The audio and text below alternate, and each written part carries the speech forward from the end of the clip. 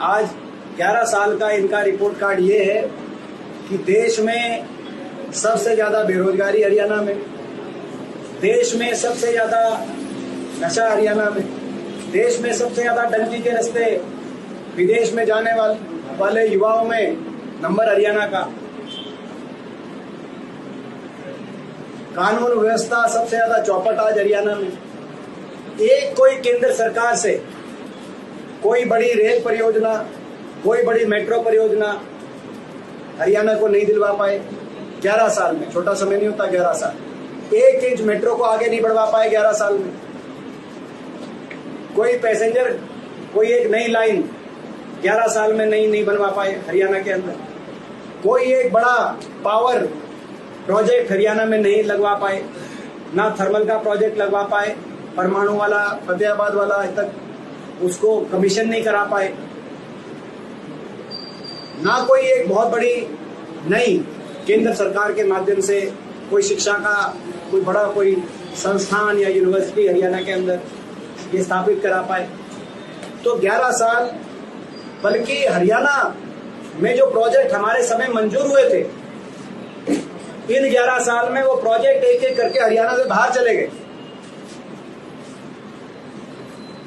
Airport जब ये मंजूर हुए थे हिसार, करनाल और महम के अंदर, महम जो जहां पे 3 जिलों के सेंटर में इंटरनेशनल कार्गो एयरपोर्ट महम में, करनाल के एयरपोर्ट का अभी तक जिक्र नहीं, हिसार में एयरपोर्ट पूरा कराया नहीं, और महम का इंटरनेशनल जो एयरपोर्ट है वो जेवर में। रेल कोच फैक्ट्री गोहाना के अंदर मंजूर हुई थी, जींदर गोहाना के बीच में, वो रेल कोच फैक्ट्री चली गई बनारस में। National cancer institute Badsa AIIMS में जहां बना, वहां 11 नेशनल इंस्टीट्यूट बनने थे, जिसमें से मात्र नेशनल कैंसर इंस्टीट्यूट बना, ना नेशनल हार्ट इंस्टीट्यूट बना, ना नेशनल जीरियाट्रिक्स इंस्टीट्यूट बना, जो सारे हमारे समय में यूपीए की कैबिनेट ने मंजूर किए थे। तो एक एक करके जो परियोजनाएं मंजूर हमारे समय हुई थी वो हरियाणा से बाहर जाती रही, और हरियाणा के भारतीय जनता पार्टी के नेताओं, मुख्यमंत्री, कैबिनेट के मंत्री, इनके केंद्र में इनके सांसद मंत्री, किसी ने चू तक भी नहीं करी और नई कोई परियोजना आई नहीं। और केंद्र सरकार की तरफ से इतना सौतेला व्यवहार हरियाणा के साथ इन 11 साल में हुआ जिसकी कोई सीमा नहीं। खेल बजट, देश में सबसे कम खेल बजट अगर कहीं मिला तो हरियाणा में।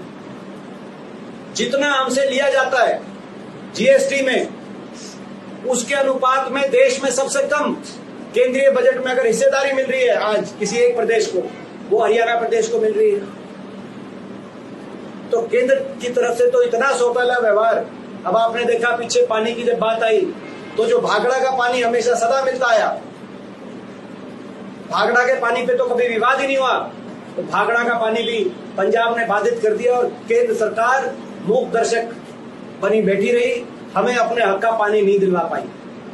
तो हरियाणा के केवल नौजवानों से उसकी रोजगार का हक जो एचपीएससी में मारा जा रहा है, ज्यादातर नौजवान बाहर के लग रहे हैं। इन 11 साल में मुख्यमंत्री जवाब दें, एचपीएससी के माध्यम से लगने वाले क्लास 1, क्लास 2 में 75-80% हरियाणा के बाहर के नौजवान क्यों है? हरियाणा का नौजवान कहां जाएगा? कोई दूसरी प्रदेश लगा रहा है हरियाणा के नौजवान, तो वहां हरियाणा के नौजवान का हक मारा के केवल वहीं तक ही नहीं, हरियाणा प्रदेश का हक पे चौतरफा वार करने वाली ये डबल इंजन सरकार है। इंजन 2 हैं, लेकिन हरियाणा वासियों के हक पे चारों तरफ से हक को छीनने वाली ये सरकार साबित हुई है। तो ये इनका रिपोर्ट कार्ड है।